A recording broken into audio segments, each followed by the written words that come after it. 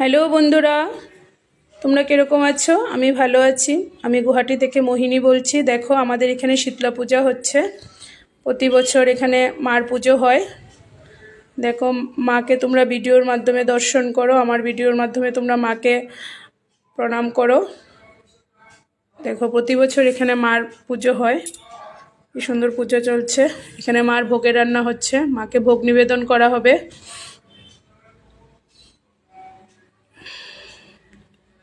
দেখো সবাই কি সুন্দর পুজো হচ্ছে। এখানে সবাইকে সিঁদুর পরাচ্ছে। মাকে ডাবের জল দিয়ে সবাই মাকে ঠান্ডা করছে, যাতে কারোর অসুখ বিসুখ না হয়, মা যাতে সবাইকে ঠান্ডা রাখে, ওইটাই মার কাছে প্রার্থনা।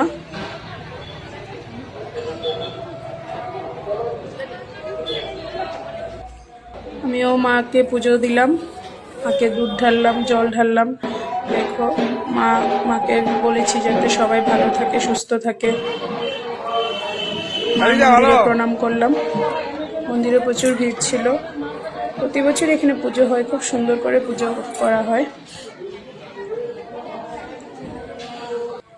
তোমরা আবার ভিডিওর মাধ্যমে মাকে দর্শন করো, মাকে প্রণাম করো। এখানে মার সবার জন্য খিচুড়ি ভোগের রান্নার আয়োজন করা হচ্ছে।